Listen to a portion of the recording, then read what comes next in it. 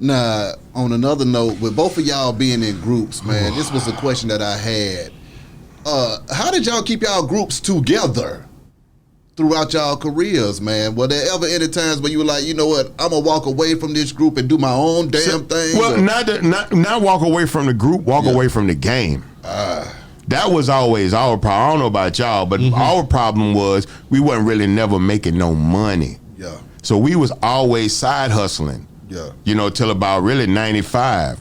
So the shit it was very frustrating to have the #1 record on the radio in Houston, but I'm delivering soul food dinners for my partner restaurant, selling sweets and weed on the side. You know what I'm saying?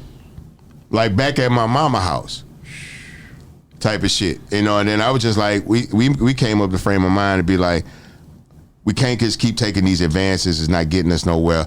Let's get some equipment. Yeah. And so we're Riding Dirty. We didn't want a bunch of money.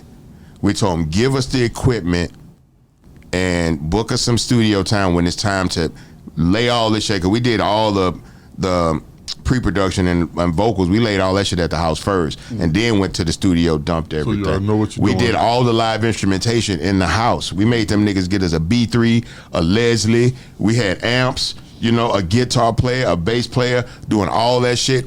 Soundproof the walls in the house and recorded everything live instrumentation for Riding Dirty in the crib. He cut everything up, pieced these songs. We did the vocals at the house. Then when we went to the studio, all he had to do was dump the music. We relayed the vocals and we was ready to go.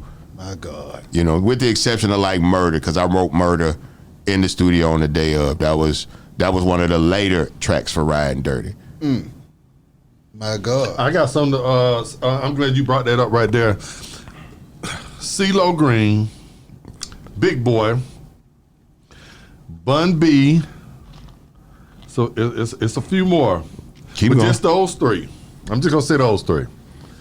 What do y'all have in common? We bald. No. What y'all have in common is that y'all were the few that were in a worldwide group, but branched off and was successful by yourself. See, a lot of groups haven't, you know, that tried to 8 Ball too. He got a nice career by himself. Wasn't big as Bun, but it's close. When you branched off and was successful by yourself, did that make you feel as good as doing it together with your brother? Never. To this day, it still don't. And because I became a solo rapper by necessity. I was never a solo rapper. In every instance of me being an MC, from my earliest days, I was never a solo rapper. I was always in groups. You know what I'm saying? So I went from this group with my partner Ricky and Tyree and Sylvester Vital. We had our first little group. I left that group. I went and got with Jalon. I started that group. We partnered that group with the group that Pimp had with Mitch that was already the first version of UGK. We partnered with them. We became a group, a 4-man group, and then eventually it just became Pimp and I. You know what I'm saying? But I was never a solo artist. And then being in a group with somebody like Pimp C, I was like, it's too easy to do what I need to do working with this nigga. I don't, because, you know, UGK was Pimp's baby. Right. Pimp woke up and went to sleep with that bitch. You know what I'm saying? He produced damn near all the music. Up until the later years, he started letting other people come in, only for me. Which I never wanted to rap to other people beats. Be like, no, people need to hear you to other people's shit to know you as good as other people that rap on those people beats. Right. You know what I'm saying?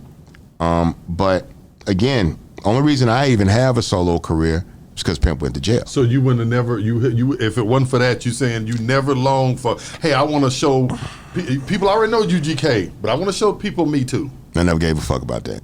Wow. I never really had no ego about being the shit. If Well, it don't mean it's an ego about being the shit. If I had any more ego, UGK wouldn't have worked. Wow. Because there's no way to compete against Pimp C. In that sense, he was way more talented than me. He was a naturally cool motherfucker. He was the sex symbol. You know what I'm saying? He was a mentor to a lot of people. I was too, but there's no beating him one-on-one head to head. Yeah. The tongue was more than anything. Right. But I never wanted to be better than anybody. Not I just better, wanted to Bun. I think you thinking I'm saying competing and being better. I mean showing yourself. Like, I don't look at CeeLo. An individual. This is what he's saying. Walking in the room. I don't look at CeeLo. Did I ever want to walk in the room and be like, No, that's what I'm saying. But am I saying that behind? That's why I'm with Bud. I've arrived. I'm here now, niggas. I'm here. You're welcome. Well, if it wasn't, but look though, if it wasn't, everybody knew CeeLo was great. Everybody knew Big Boy was great. But I did learn a lot about them by themselves that I didn't know when they rapped in a group. Well, I feel like it's a little bit different between, let's say, CeeLo, myself, and Big Boy, because culturally, people would say that in my group, I wasn't the premier person.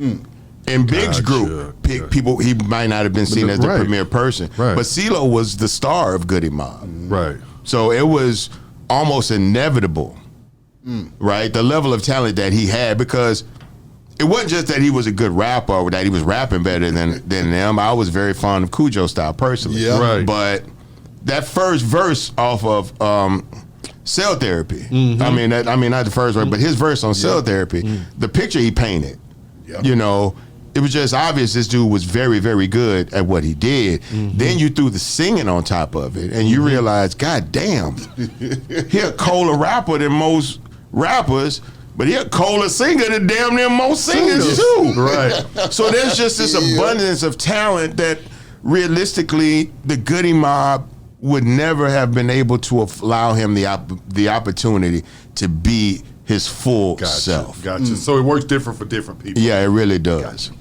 Whereas Andre is really just like, I feel like Andre don't rap because it's so easy. It doesn't really give him a challenge. I feel like, you know, because even with Hey Ya, I think Hey Ya, if I'm not mistaken, Hey Ya was a parody record. It ended up becoming a huge hit. Now I told a joke. Like, I told a joke. Now I got to tell this joke every goddamn time I go somewhere. The joke's not funny anymore to me. Yeah. You know what I'm saying? So now I got to go off and try to play the flute and challenge myself in some other random arena. Because if I stay here, I'm never going to grow. Yeah. If all Andre 3000 does is music, what more could he really do, right? Like, you got to be like D'Angelo, like, okay, let me just leave and go learn how to play the guitar as good as Jimi Hendrix. Wow. You have to put yourself into it. You got to paint yourself in the corner. Yeah.